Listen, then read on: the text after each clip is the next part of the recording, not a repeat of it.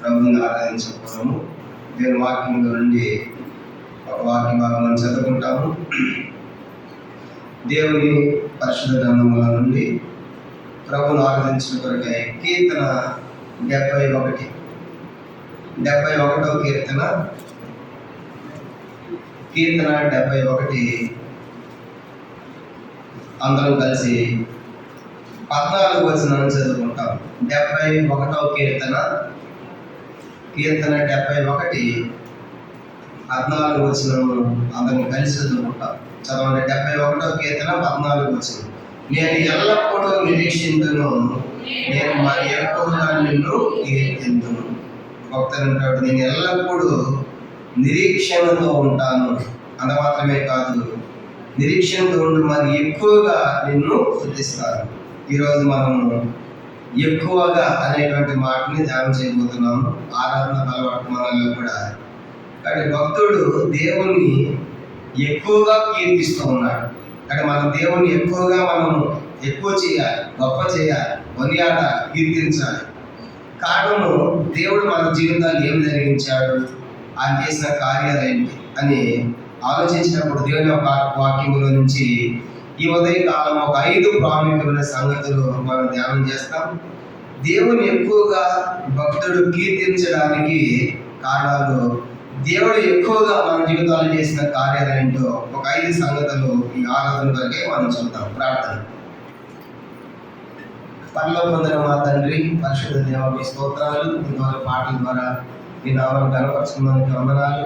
ప్రభా, మరి దేవుడు ఆత్మగలు ఆయన ఆరాధించు, ఆత్మతోను సత్యముతోను ఆరాధించుకోవాలను అన్నాయబడి రీతిగా ప్రభా, మరి మా ఆత్మ ప్రాణ దేహములను సిద్ధపరచమని ప్రార్థిస్తున్నాను. చదివిన వాక్యము 71వ కీర్తన 14వ వచనం. నేను ఎక్కువగా కీర్తింతును యెహోవాను ఒక్కసారి ఇచ్చాడు. మా దేవుడిని మేము ఎక్కువ చేయాలి, గొప్ప చేయాలి, ఘనపరచాలి, శ్లాఘించాలి, పూజించాలి, ఆరాధించాలి.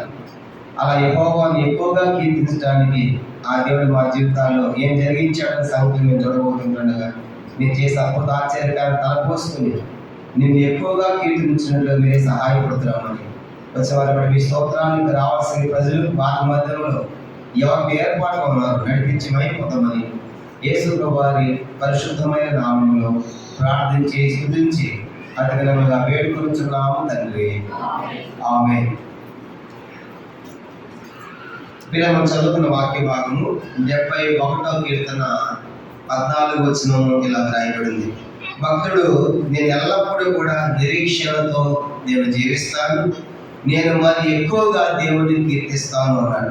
కానీ మన జీవితాల్లో దేవుడు చేసిన కార్యాలను బట్టి దినదినము కూడా మనం దేవుణ్ణి స్తుతించేది, కీర్తించేది ఎక్కువ. విచారం ఏంటంటే మనము దినదినానికి తగ్గిపోయాం. కానీ భక్తుడు ఎక్కువగా కీర్తించడానికి దేవుడు మన జీవితాల్లో జరిగించిన ఒక 5 ప్రాముఖ్యమైన సంగతులు మనం చూద్దాం. మొట్టమొదటిది ద్వితీయోపదేశకాండం 7వ అధ్యాయం. ద్వితీయోపదేశకాండము 7వ అధ్యాయం. దేవుడు ఎక్కువగా మనకు అనుగ్రహించిన మొదటి సంగతి ద్వితీయోపదేశకాండం 7వ అధ్యాయము 6వ వచనాన్ని అందరం చదువుకుంటాం. ఇది మొదటి ప్రాముఖ్యమైన సంగతి.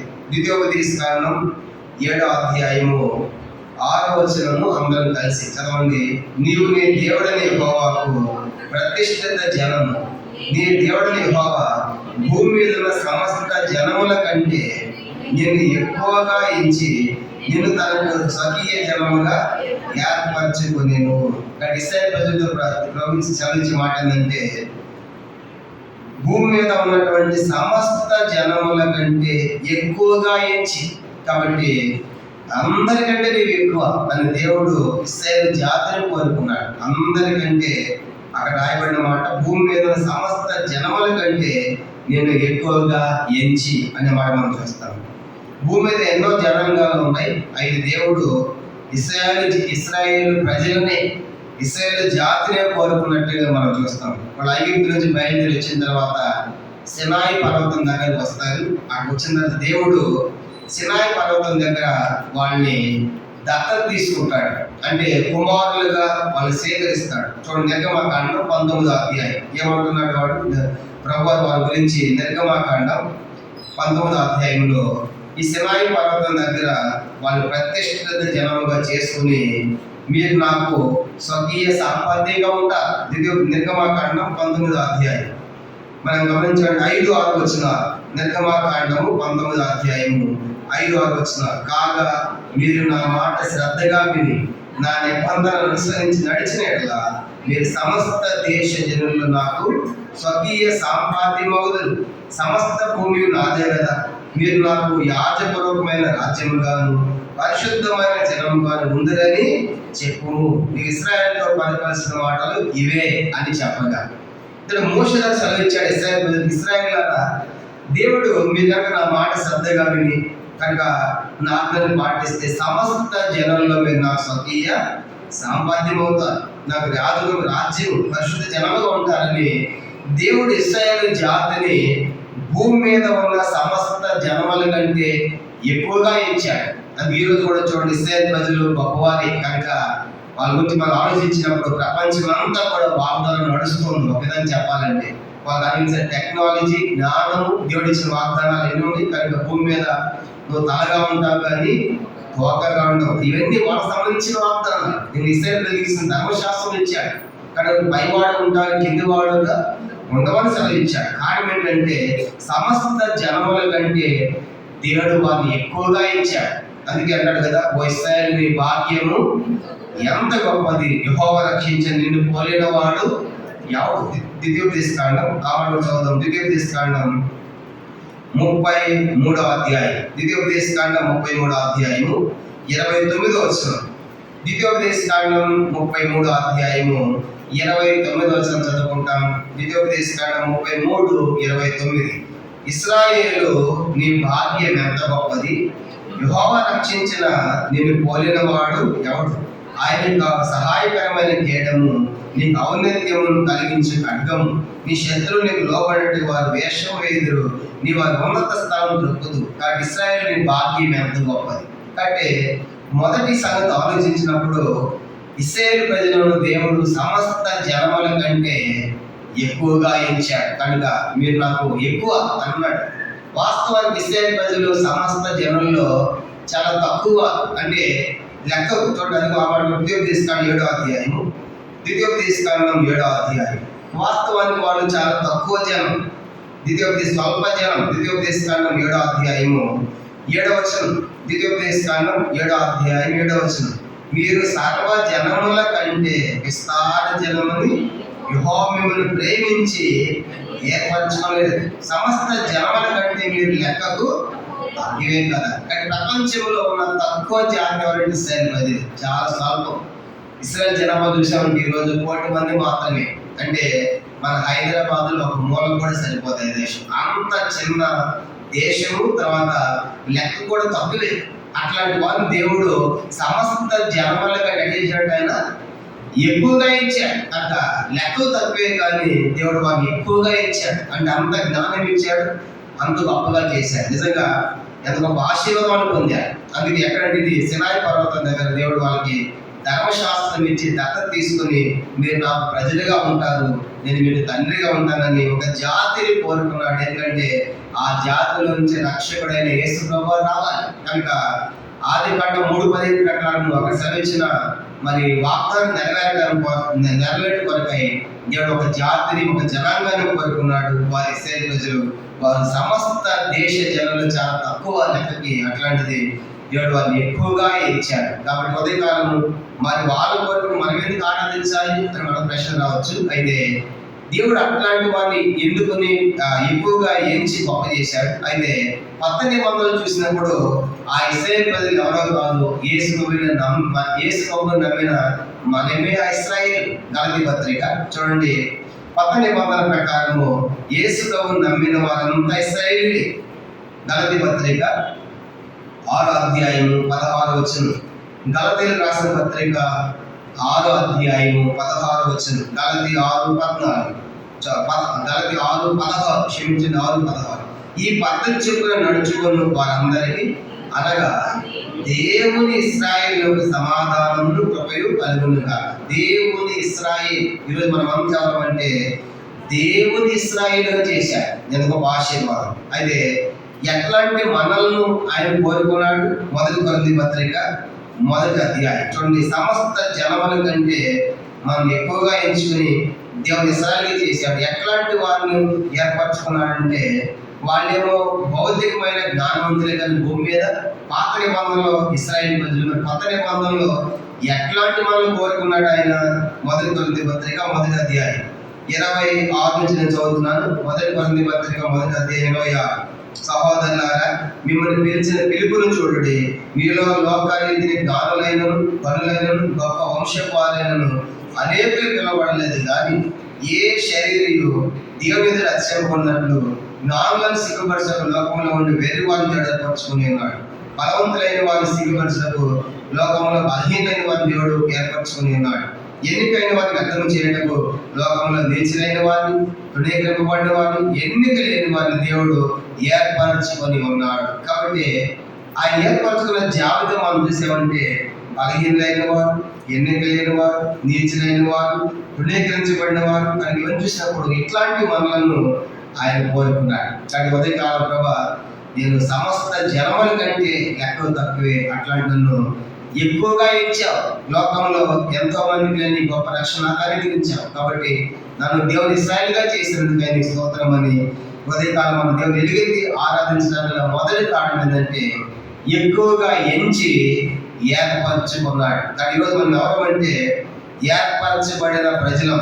అందుకే మొదటి పేతురు పత్రిక 1వ అధ్యాయం మరి 2వ అధ్యాయం 9వ వచనంలో మొదటి పేతురు 2:9 చూస్తాము. ఏర్పరచబడిన వంశంను రాజులైన యాజక సమూహంగా చేశాడు. కానీ ఇది మొట్టమొదటి సంగతి. దేవుడు మనం ఎక్కువగా ఎంచి ఏర్పరచుకున్నందుకు కాను ఈ ఉదయకాలం మనం దేవుణ్ణి ఆరాధించాలి. ఇది మొదటి ప్రాముఖ్యమైన సంగతి. దేవుడు ఇశ్రాయేలు ప్రజలను ఎక్కువగా ఎంచాడు. సమస్త భూమి మీద ఉన్న ప్రజలందరికంటే వాళ్ళు ఎక్కువగా ఎంచాడు. ఇది మొదటిది. రెండోది చూద్దాము. అదే ద్వితీయోపదేశకాండం 7వ అధ్యాయం. ద్వితీయోపదేశకాండం 7వ అధ్యాయము. దేవుడు మనం ఎక్కువగా చేసిన రెండవ కార్యం ద్వితీయోపదేశకాండం 7వ అధ్యాయము 14వ వచనం. ద్వితీయోపదేశకాండము 7వ అధ్యాయము 14వ వచనం చదువుదాం. 7:14. సమస్త జనముల కంటే ఎక్కువగా నీవు ఆశీర్వదింపబడదు. నీలో మగవానికి కానీ ఆడదానికి కానీ గుడితనం ఉండదు. నీ పశువులనైనను ఉండదు. యెహోవా అందరి సర్వరోగములను తొలగించి నీ వెలిగిన లోకంలోని కఠినమైన క్షయవాదులన్నింటినీ దూరపరిచి నిన్ను దేశించి వారందరి మీదకి వాటిని రప్పించు. రెండో సంగతి తీసినప్పుడు 14 చెప్పాడు, సమస్త జనముల కంటే లెక్కకు ఎక్కువగా నీవు ఆశీర్వదింపబడదు. రెండవది, దేవుడు ఇశ్రాయేలు ప్రజలను ఎక్కువగా ఆశీర్వదించాడు. కనుక మొదటిది ఎక్కువగా ఎంచి ఏర్పరచుకున్నాడు. రెండవదిగా ఎక్కువగా ఆశీర్వదించాడు. ఎంత ఎక్కువగా ఆశీర్వదించాడంటే, మనం ఇశ్రాయేలు దేశం పోయామంటే ఆ పంటలు చూస్తామంటే ఆశ్చర్యపోతాం. కానీ అక్కడ పండే పంటలు కానీ అక్కడ నదులు లేవు, మనలాగా నీళ్ళు లేవు. వాళ్ళు సముద్రపు నీటిని మంచి నీటిగా మార్చి పంటలు పండిస్తున్నారు. ఇంకో మాట చెప్పాలంటే అదంతా ఎడారి, డెజర్ట్. అట్లాంటి ఎడారిలో అద్భుతమైన పంటలు పండించి ప్రపంచ దేశాలకి వాళ్ళు ఎగుమతి చేస్తున్నారు. ఎంతగా దేవుడు వాళ్ళు ఆస్వాదించాడు. అది అందుకంటే కదా, నువ్వు ఎక్కువగా ఆశీర్వదించకూడదు. సమస్త జనముల కంటే కూడా వారు ఆశీర్వదించబడిన ప్రజలు. కానీ ఈరోజు మనం కూడా ఎవరంటే దేవుని యొక్క ఆశీర్వాదం పొందిన వారు. కనుక వాస్తవానికి మనం శపించబడిన వారు. మన పాపాన్ని బట్టి, కనుక జన్మ కర్మ పాపాన్ని బట్టి మనం శాపగ్రస్తులు. కనుక పాపాన్ని బట్టి శాపం వచ్చింది. అట్లాంటి ఈ పాప శాపాలు తొలగించబడి మరి మనకి ఎట్లా ఆశీర్వాదం యేసు మనకు అనుగ్రహించాడంటే గలతీ పత్రిక 3వ అధ్యాయం చూడండి. గలతీ రాసిన పత్రిక ఎట్లా మనల్ని ఆశీర్వాదానికి కర్తలుగా వారసులుగా చేశాడు. గలతీ రాసిన పత్రిక 3వ అధ్యాయము మనం గమనించామంటే 13-14 వచనాలు. గలతీ పత్రిక 3వ అధ్యాయం 13-14 చదువుదాం. ఆత్మను గురించిన వాగ్దానం విశ్వాసం వల్ల మనకు లభించినట్లు అబ్రహాం పొందిన ఆశీర్వచనము క్రీస్తు యేసు ద్వారా అన్ని జనులకు కలుగుటకై క్రీస్తు మన కోసం శాపమై మనల్ని ధర్మశాస్త్రం యొక్క శాపం నుండి విమోచించెను. ఇందులో గురించి దాని మీద వేలని ప్రతివాడును శాపగ్రస్తుడని రాయబడి ఉన్నది. మనం గమనించామంటే యేసు ప్రభువారు యొక్క శాపగ్రస్తమైన మరణము మనకు ఆశీర్వాదాన్ని తీసుకొచ్చింది. అబ్రహాము పొందిన ఆశీర్వాదాన్ని మనకివ్వడానికి క్రీస్తు మన కోసం శాపమై కనుక మనం ధర్మశాస్త్రం యొక్క శాపం నుండి విమోచించి ఆశీర్వాదానికి వారసులుగా చేశాడు. కానీ ఈరోజు మనము దేవుడు నమ్మినటువంటి వారు ఆశీర్వదించబడిన ప్రజలు కనుక శాపం పోయింది, పాపం పోయింది యేసు వారి యొక్క మరణం రక్తం ద్వారా. కానీ ఈరోజు మనము ఆశీర్వదించబడిన ప్రజలుగా చేశాడు. ఇక్కడ అందుకే ప్రభా మమ్మల్ని నన్ను ఎక్కువగా ఎంచి నన్ను ఆశీర్వదించావు. ఆస్వాదించడం అంటే భౌతికంగా మన బహుశా ఏమీ లేకపోవచ్చు, కానీ ఆత్మ సంబంధంగా ఆలోచించినప్పుడు మన పాపాలు క్షమించబడ్డాయి కనుక మనకు శిక్ష లేదు. కనుక యేసు ప్రభువారి యొక్క శాపగ్రస్తమైన మరణము మనకు ఆశీర్వాదాన్ని ప్రకటించింది. దాన్ని బట్టి ఉదయకాలం రెండవదిగా మనం ఎందుకు ఆరాధించాలంటే ఎక్కువగా నన్ను ఆశీర్వదించావు. రెండవది, మొదటిది ఎక్కువగా నన్ను ఎంచి ఏర్పరచుకున్నావు. దాన్ని బట్టి మన దేవుణ్ణి ఆరాధించవలసిన ప్రజలుగా ఉన్నాం. కనుక మనం ప్రేమించిన దేవుడు మన శాపాన్ని ఔషధంగా చేసినందుకు కాను ఈ ఉదయకాలం ఆరాధిద్దాము. ఇది రెండవ ప్రాముఖ్యమైన సంగతి. మూడవది చూద్దాము. మూడవదిగా ఆయన ఎక్కువగా మన కోసం చేసిన మూడవ కార్యం మనం చూద్దాం. యోహాను సువార్త 15వ అధ్యాయం. యోహాను సువార్త 15వ అధ్యాయము అందరం కలిసి 13వ వచనం చదువుకుంటాం. యోహాను సువార్త మొదటిదిగా ఎక్కువగా ఎంచి ఏర్పరచుకున్నాడు, రెండవదిగా ఎక్కువగా ఆశీర్వదించాడు. మూడవది చూద్దాం. యోహాను సువార్త 15వ అధ్యాయము 13వ వచనం అందరం కలిసి చదవండి. తన స్నేహితుల కొరకు తన ప్రాణము పెట్టువాని కంటే ఎక్కువైన ప్రేమ గలవాడు ఎవడును ఎక్కువైన ప్రేమ గలవాడు. మూడవదిగా దేవుడు మన జీవితంలో చేసిన మూడవ ఎక్కువైన సంగతి ఏంటంటే ఎక్కువైన ప్రేమ చూపించాడు. ఎక్కువైన ప్రేమ ఎట్లా చూపించాడు? తన ప్రాణాన్ని పెట్టుడు ద్వారా. కానీ ఉదయకాలము యేసు ప్రభువారు మనల్ని ఎక్కువగా ప్రేమించాడు. ఎంత ఎక్కువగా ప్రేమించాడంటే తన ప్రాణాన్ని పెట్టినందుగా. కానీ ఉదయకాలం అందుకే దాన్ని బట్టి ఆయన ఎక్కువగా ఎందుకు కీర్తించాలి, ఎక్కువగా దేవుని ఎందుకు ఆరాధించాలంటే మనకు జ్ఞాపకం చేయబడుతున్నటువంటి మూడవ సంగతి ఆలోచించినప్పుడు దేవుడు మనల్ని ఎక్కువగా ప్రేమించాడు. ఆయన ప్రేమ ఎంత ఎక్కువగా ఉంది? ఆయన ప్రేమ ఆకాశం కంటే, సముద్రం కంటే, పర్వతం కంటే ఎంతో గొప్పదిగా చూస్తాం. ఆయన ప్రేమ యొక్క పొడవు, లోతు, ఎత్తు, వెడల్పును మనము కనుగొనలేము. అందుకే ఒక మాట చెప్పాలంటే ఇక్కడ రాయబడిన మాట, తన ప్రాణము పెట్టువాని కంటే ఎక్కువైన ప్రేమ గలవాడు ఎవరు కూడా లేడు. అంటే యేసు ప్రభువారు ఎక్కువగా మనల్ని ప్రేమించాడు అని మనకు రుజువు ఏంటంటే తన ప్రాణాన్ని పెట్టాడు. అటు ఉదయకాలము ప్రభా నా కోసం నీ ప్రాణాన్ని పెట్టినందుకు, నా కోసం బలిగా అర్పణంగా అర్పించుకున్నందుకై నీ స్తోత్రం అని చెప్పి మన దేవుణ్ణి ఆరాధించాలి. కనుక ఆయన మన కోసం తన ప్రాణాన్ని సంతోషంగా పెట్టడానికి ఆయన ఇష్టపడ్డాడు. యోహాను సువార్త 10వ అధ్యాయం. యోహాను సువార్త 10వ అధ్యాయము ఆయన చెప్పాడు, ఆయన అంతటా ఆయనే పెట్టాడు మన కోసం తన ప్రాణాన్ని. యోహాను సువార్త 10వ అధ్యాయము. యోహాను సువార్త 10వ అధ్యాయం చూడండి, 17-18 వచ్చిన యోహాను సువార్త 10వ అధ్యాయము 17-18. నేను దాన్ని మరలా తీసుకున్నట్లు నా ప్రాణం పెట్టుచున్నాను, ఇందువల్లనే నా తండ్రి నన్ను ప్రేమించుచున్నాడు.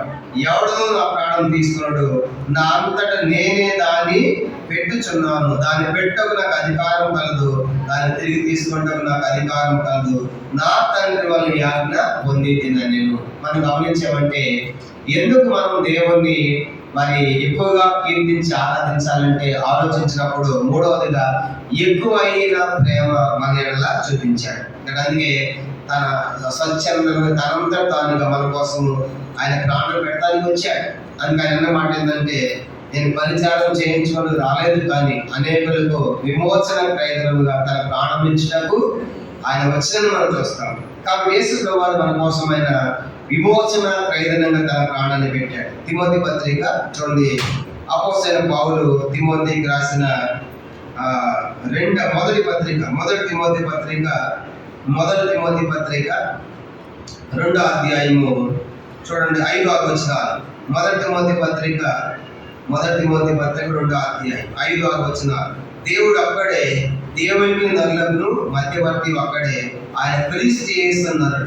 ఈయన అందరి కొరకు విమోచన క్రయధనముగా తను తానే సమర్పించుకొని, కాబట్టి ఈయన అందరి కొరకు విమోచన క్రయధనముగా, కాబట్టి ఎక్కువగా ఆయన మనం ప్రేమించి మన కోసం ప్రాణం పెట్టారు. మూడవదిగా ఎక్కువగా చేసిన మూడవ కార్యం ఏంటి? ఎక్కువగా ప్రేమించి ప్రాణం పెట్టినందుకు కాను యువతిగా మన దేవుణ్ణి ఆరాధించవలసిన వారు ఉన్నారు. కాబట్టి భక్తుడు అన్నాడు, నేను ఎక్కువగా యెహోవాని కీర్తింతును. ఎందుకంటే మొట్టమొదటిగా యెహోవా ఇశ్రాయేలు ప్రజలను ఎక్కువగా ఎంచి ఏర్పరచుకున్నాడు. రెండవదిగా మనం చూసినప్పుడు ఎక్కువగా ఆశీర్వదించాడు. మూడవది ఎక్కువగా ప్రేమించాడు. మూడవదిగా వాళ్ళు ఎక్కువగా ప్రేమించాడు. నాలుగో చూద్దాము. నాలుగో సంగతి హెబ్రీ పత్రిక 9వ అధ్యాయం. హెబ్రీ పత్రిక 9వ అధ్యాయము 14వ వచనం చదువుకుంటాము. ఇది 4వ సంగతి. దేవుడు ఎక్కువగా చేసిన మరొక ఆశీర్వాదం మేలు మనం జ్ఞాపకం చేసుకుంటాం. హెబ్రీ పత్రిక 9వ అధ్యాయము 14వ వచనం. హెబ్రీ పత్రిక 9వ అధ్యాయము 14వ వచనం. నిత్యులకు ఆత్మ ద్వారా తాను దేవుని నిర్దోషనిగా అర్పించుకున్న క్రీస్తు యొక్క రక్తము నిర్జీవ క్రియను విడిచి జీవము గల దేవుని సేవించటకు మీ మనస్సాక్షిని ఎంతో ఎక్కువగా శుద్ధి చేయను. కనుక యేసు ప్రభువు రక్తం అంట మన మనస్సాక్షిని ఎంతో ఎక్కువగా శుద్ధి చేసింది, కనుక పవిత్రపరిచాడు. ఇది 4వ ప్రాముఖ్యమైన ఆశీర్వాదం. ఆయన ఎక్కువగా మన కోసం తన రక్తాన్ని కార్చాడు. కనుక ఎక్కువగా రక్తాన్ని కార్చి ఏం చేశాడు? నిర్జీవ క్రియలను విడిచి జీవము గల దేవుని సేవించినట్టుగా. ఈరోజు నిర్జీవ క్రియలు అంటే జీవము లేని వాటిని సేవించిన వారు, పూజించిన వారు, ఆరాధించిన వారు, అలాంటి నిర్జీవమైన వాటిని విడిచిపెట్టి ఈరోజు నిజ దేవుని, జీవము గల దేవుని సేవించి గొప్ప ఆధిక్యతలో దేవుడు తీసుకొచ్చింది. కారణం ఏంటంటే మన మనస్సాక్షిని ఎంతో ఎక్కువగా శుద్ధి చేశారు. అనగా యేసు ప్రభువు యొక్క రక్తము మన మనస్సాక్షిని కడిగింది. అది ఈరోజు మన మనస్సాక్షి ఎట్లా ఉందంట? మొదటి పేతురు పత్రిక 3వ అధ్యాయం. యేసు ప్రభువు యొక్క రక్తం చేత కడగబడిన వారి మనస్సాక్షి ఎలా ఉంటుందో చూడండి. పేతురు రాసిన మొదటి పత్రిక 3వ అధ్యాయం 21వ వచనం. మొదటి పేతురు పత్రిక 3వ అధ్యాయము 21వ వచనం. మొదటి పేతురు 3:21. దానికి సాదృశ్యమైన బాప్తిస్మం ఇప్పుడు మేము రక్షించున్నది అదేదనగా శరీర మాలిన్యము తీసివేయడం కాదు, కానీ యేసుక్రీస్తు పునరుత్థాన మూలముగా దేవుని విషయము నిర్మలమైన మనస్సాక్షినిచ్చు ప్రత్యుత. నిర్మలమైన మనస్సాక్షి అనగా తెల్లనైన మనస్సాక్షి, పరిశుద్ధమైన మనస్సాక్షిని జ్ఞాపకం చేయడం. కాబట్టి ఈరోజు యేసు ప్రభువారి యొక్క రక్తము మన మనస్సాక్షిని కడిగింది. కాబట్టి అంత గొప్ప ఆశీర్వాదం. ఎక్కువగా కడిగింది కనుక ఎక్కువగా శుద్ధి చేశాడు. కాబట్టి అందుకే ఈరోజు మనం తప్పులు గుర్తిస్తున్నాం, దేవుని ఒప్పుకోగలుగుతున్నాం. కారణం ఏంటంటే మన మనస్సాక్షిని యేసు ప్రభువు రక్తము శుద్ధి చేసింది. అంటే ఎందుకు ఆరాధించాలంటే మన మనస్సాక్షిని కడగడానికి కాను యేసు ప్రభువు తన సొంత రక్తాన్ని కార్చారు. అందుకే మొదటి యోహాను 1:7 యేసు రక్తము ప్రతి పాపముని మనల్ని కడిగి పవిత్రంగా చేసింది. ఇది హెబ్రీ పత్రిక 13వ అధ్యాయం. ఆయన రక్తం చూడండి ఏం చేసిందంట. హెబ్రీ పత్రిక 13వ అధ్యాయం మనం గమనించినప్పుడు 12వ వచనం. హెబ్రీ పత్రిక 13వ అధ్యాయము 12వ వచనం. కావున యేసు కూడా తన స్వరక్తము చేత ప్రజలను పరిశుద్ధపరచుటకై గౌని వెలుపట శ్రమ పొందాడు. యేసు ప్రభువు కూడా తన సొంత రక్తాన్ని కార్చాడు, మన కోసం గౌని వెలుపట శ్రమ పొందాడు. కాబట్టి 4వ సంగతి మనం ఆలోచించినప్పుడు ఎక్కువగా మన మనస్సాక్షి, ప్రభు నా మనస్సాక్షిని శుద్ధి చేసినందుకై నీకు స్తోత్రం అని ఆరాధించాలి. కాబట్టి ఇప్పుడు 4 సంగతులు మనం చూసాం. మొదటిది ఎక్కువగా భక్తుడు దేవుడిని కీర్తించడానికి, మొదటిది ఎక్కువగా ఎంచి ఏర్పరచుకున్నాడు. రెండోది ఎక్కువగా ఆశీర్వదించాడు, కనుక మన పాపాలు క్షమించాడు. మూడవది ఎక్కువగా ప్రేమించాడు, మన కోసం ప్రాణం పెట్టాడు. నాలుగోది ఎక్కువగా మన మనస్సాక్షిని శుద్ధి చేశాడు. 4. 5 చూద్దాం. 5 సంగతి జ్ఞాపకం చేసుకుంటాము. ఆయన ఎక్కువగా చేసిన 5వ కార్యం చూడండి. రోమపత్రిక 5వ అధ్యాయం. రోమపత్రిక 5వ అధ్యాయము. రోమపత్రిక 5వ అధ్యాయము 15వ వచనం చదువుకుంటాం. రోమిలకు రాసిన పత్రిక 15వ అధ్యాయం 5వ అధ్యాయం రోమ పత్రిక 5వ అధ్యాయము 15వ వచనం. రోమ 5:15 అధ్యాయము 15వ వచనం. అయితే అపరాధం కలిగినట్లు ప్రభావం కలగలేదు. ఎట్లనగా ఒక అపరాధం వలన అనేకులు చనిపోయిన మరి ఎక్కువగా దేవుని కృపయు యేసుక్రీస్తు ఒక మనుష్యుని కృపచేత దానం అనేకులకు విస్తరించింది. మరి ఎక్కువగా దేవుని కృపయు యేసుక్రీస్తు ఒక మనుష్యుని కృపచేతనైన దానం అనేక విస్తరించింది. 5వదిగా దేవుడు మనకు ఎక్కువైన కృపనిచ్చాడు. 5వది ఏంటంటే దేవుని యొక్క ఎక్కువైన కృప. కాబట్టి ఆదాము ద్వారా పాపం వచ్చింది, కానీ పాపం ద్వారా మరణం లోకంలోకి వచ్చింది ఒక మనుషుని ద్వారా. అట్లాంటి యేసుక్రీస్తు అనేటువంటి ఒక మనుషుని యొక్క కృపచేతనైన ఎక్కువైనటువంటి కృపచేత దానములకు విస్తరించింది. అంటే 5వది ఏం జ్ఞాపకం చేస్తుందంటే దేవుడు మనకు తన ఎక్కువైన కృపనిచ్చాడు. ఆయన కృప ఆకాశమంత ఎత్తు అంటాడు. ఇంకా స్పష్టంగా చదవాలంటే యాకోబు పత్రిక 4వ అధ్యాయం ఆయన మనకు ఎక్కువ కృపను ఇచ్చాడు. యాకోబు పత్రిక 4వ అధ్యాయము 6వ వచనం. యాకోబు పత్రిక 4వ అధ్యాయము 6వ వచనం చదువుకుంటాం. యాకోబు 4:6 చదవండి. కాదు కానీ ఆయన ఎక్కువ కృపనిచ్చును. యాకోబు 4:6 ఆయన ఎక్కువ కృపనిచ్చు. అంటే ఉదయకాలం దేవుని ఎందుకు ఆరాధించాలంటే ప్రభు నా ఎడల నీ కృప ఎక్కువగా ఉన్నది, హెచ్చైన కృపను అనుగ్రహించావు. 117వ కీర్తన 117 కూడా చదువుదాం. 117వ కీర్తన 5వదిగా తన ఎక్కువైన కృపను బట్టి 117వ కీర్తన 2వ స్థలంలో చదువుకుంటాం. 117వ కీర్తన 2 వచనాలు. యెహోవా కృప మా ఎడల హెచ్చుగా ఉన్నది, ఆయన విశ్వాస్యత నిరంతరము నిలుచును. కాబట్టి సమస్త అన్ని జనులారా యెహోవాను స్తుతించుడి, సర్వజనములారా ఆయనను కొనియాడి యెహోవాను స్తుతించుడి. యెహోవా కృప ఎడల హెచ్చుగా ఉన్నది, ఎక్కువగా ఉన్నది. కానీ ఆయన కృప ఏం చేసిన మనల్ని? ఆయన కృప తీతు పత్రిక 3వ అధ్యాయం. ఆయన ఎక్కువైన కృప తీతు పత్రిక 3వ అధ్యాయము హెచ్చైన కృప ద్వారా ఎక్కువైన కృప చేత మనల్ని ఏం చేశాడంటే ఆయన చూడండి. తీతు పత్రిక 3వ అధ్యాయం 6వ వచనం. తీతు పత్రిక 3:6 మనం ఆయన కృప వలన నీతిమంతులమని తీర్చబడి చాలు. కాబట్టి ఎందుకు ఆయన ఆరాధించాలండి? ప్రభా నాకు ఎక్కువైన కృపనిచ్చావు. ఆయన కృప మనల్ని ఏం చేసిందంట? నీతిమంతులుగా చేసింది. కానీ ఆయన కృప నీతిమంతులుగా చేసింది. ఇంకా మనం గమనించామంటే ఆయన కృప ఎట్లాంటిదంట? 2 కొరింథీ పత్రిక 8వ అధ్యాయం చూడండి. ఆయన ఎక్కువైన కృప 2 కొరింథీ పత్రిక 8వ అధ్యాయం మనం గమనించామంటే 9వ వచనం. 2 కొరింథీ పత్రిక 8వ అధ్యాయం 9వ వచనం. మీరు మన ప్రభు అయిన యేసుక్రీస్తు కృపను ఎరుగుదురు కదా, ఆయన ధనవంతులు ఏంటియో మీరు తన దారిద్ర్యమైన ధనవంతులు కావాలని మీ నిమిత్తము దరిద్రుడు ఆయన. అది ఆయన కృప. ఆయన కృప మీరు మన ప్రభుని యేసుక్రీస్తు ఎరుగుదురు కదా. ఏంటి ఆయన కృప అంటే ఆయన ధనవంతుడే, కానీ మన దరిద్రులు ఉండగా మన దారిద్ర్యాన్ని తొలగించడానికి, మనం ధనవంతులుగా చేయడానికి ఆయన మన నిమిత్తము దరిద్రుడుగా మార్చబడ్డాడు. కానీ ఉదయకాలం ఉండవా నువ్వు నాకు చేయని కృప ద్వారా నన్ను నీతిమంతులుగా చేసావు. నీ కృప నన్ను ధనవంతులుగా చేసింది. అలా చేయడం కోసం నా కొరకు నువ్వు దరిద్రుడిగా మార్చబడినందుకు కూడా నీ స్తోత్రాలు. ఇది ఎక్కువైన కృపలో ఉన్న ఆశీర్వాదం. కానీ ఇప్పుడు 5 సంవత్సరాలు మనం జ్ఞాపకం చేసుకున్నాం కనుక 71:14 భక్తుడు అన్నాడు, నేను యెహోవాని ఎక్కువగా కీర్తింతును. ఎందుకు ఎక్కువ కీర్తించాలి? మొదటిది ఎక్కువగా ఎంచి ఏర్పరచుకున్నందుకు కాను, 2వది ఎక్కువగా ఆశీర్వదించినందుకు కాను, 3వది ఎక్కువగా ప్రేమించి ప్రాణపెట్టినందుకు కాను, 4వది ఎక్కువగా మన మనస్సాక్షిని కడిగి శుద్ధి చేసి దేవుని సేవించుట చేసినందుకు కాను, 5వది ఆఖరిది ఎక్కువైన కృపని గురించి ఆ కృపలో మన నీతిమంతులుగా చేశాడు.